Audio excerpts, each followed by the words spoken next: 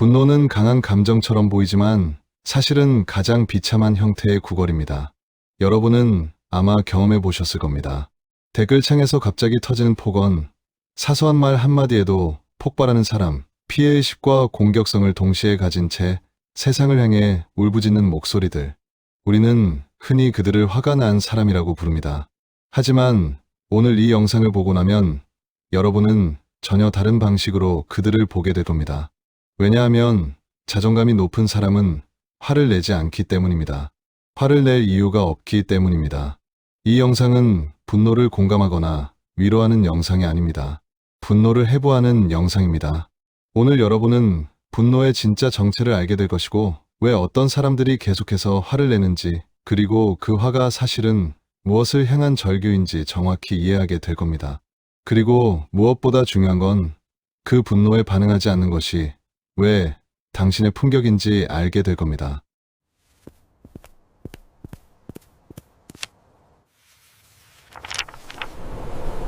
분노는 감정 표현이 아닙니다. 요구, 행동입니다. 분노가 진짜로 요구하는 것은 무엇일까요? 나 좀 봐줘. 내가 옳다고 말해줘. 내가 무시당하지 않는 사람이라는 걸 증명해줘. 바로 이겁니다.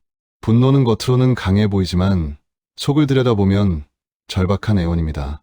관심을 달라는, 인정을 달라는, 존재를 확인시켜 달라는 구걸입니다. 안정적인 사람은 요청합니다. 이 부분이 불편했는데 조금 조정할 수 있을까요? 하지만 미성숙한 사람은 폭발합니다. 너 진짜 왜 그래? 도대체 왜 그런 식으로 행동하는 거야? 요청할 언어가 없는 사람은 감정으로 협박합니다. 분노는 대화 능력의 파산 선언입니다. 심리학자 마셜 로젠버그는 모든 분노 뒤에는 충족되지 않은 욕구가 있다고 말했습니다. 그런데 문제는 그 욕구를 말로 표현하지 못하는 사람들이 분노라는 형태로 그것을 던진다는 겁니다. 그리고 그 분노는 결국 나를 알아봐 달라는 구걸에 불과합니다. 분노는 혼자서는 완성되지 않습니다. 반응해 줄 상대가 있어야 합니다. 생각해 보세요. 화가 난 사람은 절대 혼자 있지 않습니다. 온라인이든 오프라인이든 어떤 형태로든 접촉을 시도합니다. 메시지를 보내고 말을 걸고 반응을 유도합니다. 왜일까요? 분노는 관계 시도의 가장 하급 형태이기 때문입니다. 건강한 관계는 질문에서 시작해서 대화로 이어지고 조율로 마무리가 됩니다. 하지만 병든 관계는 자극에서 시작해서 공격으로 이어지고 반응을 기다립니다. 그들이 원하는 건 논쟁의 승리가 아닙니다. 내가 여기에 존재한다는 증거입니다. 분노하는 사람은 당신과 싸우고 싶은 게 아닙니다. 당신이 자기를 인식하고 자기에게 반응하고 자기 감정에 영향을 받기를 원하는 겁니다. 그것이 그들에게는 존재의 증명입니다. 슬프지만 사실입니다. 그래서 분노는 항상 상대를 필요로 합니다. 혼자서는 절대 화를 낼 수 없습니다. 분노는 본질적으로 관계적 행위고 그 관계의 목적은 나를 봐달라는 외침입니다. 여기서 핵심을 짚고 넘어가야 합니다. 자기 삶을 통제하고 있다는 감각이 있는 사람은 타인의 삶을 통제하려 하지 않습니다. 분노가 잦은 사람들의 공통점을 보면 명확합니다. 삶이 뜻대로 되지 않습니다. 노력, 대비 결과가 없습니다. 존중받은 경험이 부족합니다. 그들은 자기 인생에서 무력감을 느낍니다. 자기가 원하는 것을 이룰 능력도 자기를 지킬 힘도 없다고 느낍니다. 그래서 분노는 이렇게 작동합니다. 내 인생은 무력하지만 내 감정만큼은 흔들 수 있다. 이게 바로 가성비 권력입니다. 심리학에서는 이를 외재화된 통제 소재라고 부릅니다. 내 삶의 통제권이 내게 없다고 느끼는 사람은 외부를 통제하려 합니다. 그리고 가장 쉬운 외부 통제 방법이 바로 분노입니다. 욕설 하나, 댓글 하나로 누군가의 하루를 망칠 수 있다면 그것은 그들에게 권력감을 줍니다. 비참하지만 유일한 권력입니다. 그래서 분노는 강함이 아니라 무력함의 표현입니다. 자기 삶을 바꿀 힘이 없으니 타인의 감정을 바꾸는 것으로 대리만족을 얻는 겁니다. 많은 사람들이 착각합니다. 저 사람도 힘들어서 그래. 하지만 현실은 다릅니다. 힘든 사람은 도움을 요청합니다. 분노하는 사람은 책임을 전가합니다. 내가 이렇게 된 건 사회 때문이야.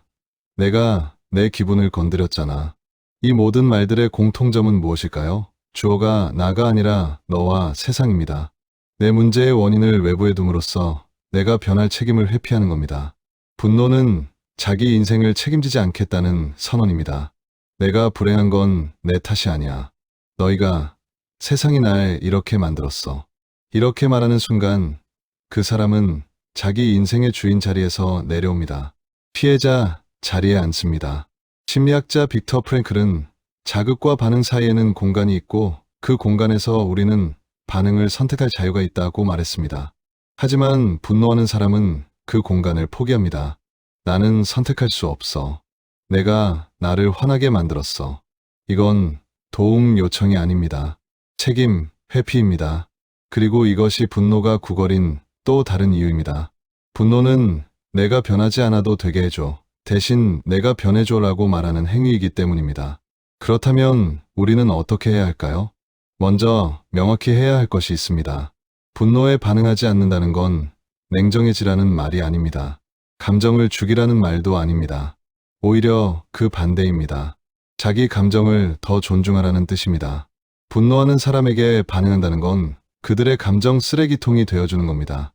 그들이 자기 삶에서 해결하지 못한 무력감을, 인정받지 못한 결핍을 당신에게 던지는 겁니다.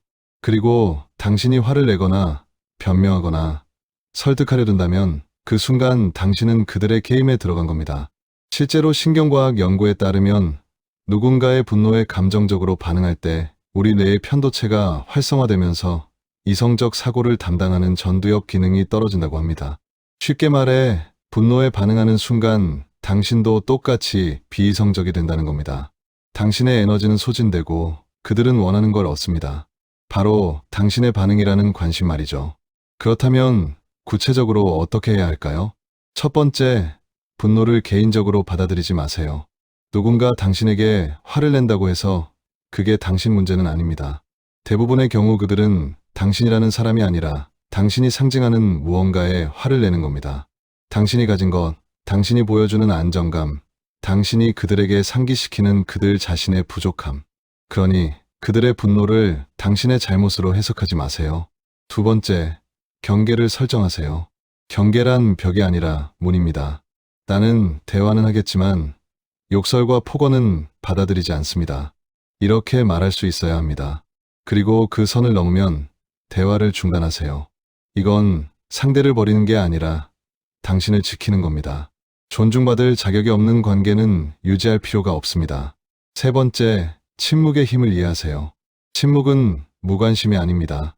선택입니다. 나는 이 게임에 참여하지 않겠다는 선택입니다. 분노하는 사람이 가장 원하는 건 반응입니다. 그러니 가장 강력한 대응은 반응하지 않는 것입니다. 심리학에서는 이를 소거학습이라고 부릅니다. 반응이 없으면 그 행동은 점점 약해집니다. 네 번째, 연민은 갖되 책임은 지지 마세요. 누군가 힘들어서 분노한다는 걸 이해할 수 있습니다. 하지만 그들의 고통을 당신이 해결해 줄 수는 없습니다. 당신이 할 수 있는 건 그들이 스스로 책임지도록 끄는 겁니다. 힘드시겠네요. 하지만 그건 제가 해결할 수 있는 문제가 아닙니다. 이 한 문장이면 충분합니다. 마지막으로 자기 에너지를 지키세요. 당신의 시간과 감정은 유한합니다. 당신을 소진시키는 사람에게 쓸 에너지를 당신을 성장시키는 곳에 쓰세요. 분노에 반응하지 않는다는 건 무관심이 아니라 우선순위입니다. 당신의 평화가 누군가의 승인보다 중요하다는 걸 아는 겁니다. 핵심 문장 하나를 기억하세요. 분노에 반응하지 않는다는 건 상대를 무시하는 게 아니라 그 사람의 구걸을 받아주지 않는다는 뜻입니다. 반응하지 않는 사람은 차가운 사람이 아닙니다. 자기 에너지를 어디에 써야 하는지 아는 사람입니다. 분노에 휘둘리지 않는다는 건 무관심이 아니라 경계입니다. 나를 지키는 행위입니다. 분노는 구걸이고 당신의 침묵은 자존입니다. 철학자 세네카는 이렇게 말했습니다. 화를 내는 것은 다른 사람의 실수로 자신을 벌하는 것이다. 그리고 저는 여기에 하나를 더 보태고 싶습니다. 다른 사람의 분노에 반응하는 것은 그 사람의 무력함에 당신의 힘을 빌려주는 것이다. 오늘 이 영상을 통해 여러분이 얻어가셨으면 하는 건 단 하나입니다. 분노는 강함이 아니라 구걸이라는 것, 그리고 그 구걸에 반응하지 않는 것이 당신의 품격이라는 것입니다. 이 메시지가 도움이 되셨다면 구독과 좋아요 부탁드립니다. 다음 영상에서 뵙겠습니다. 감사합니다.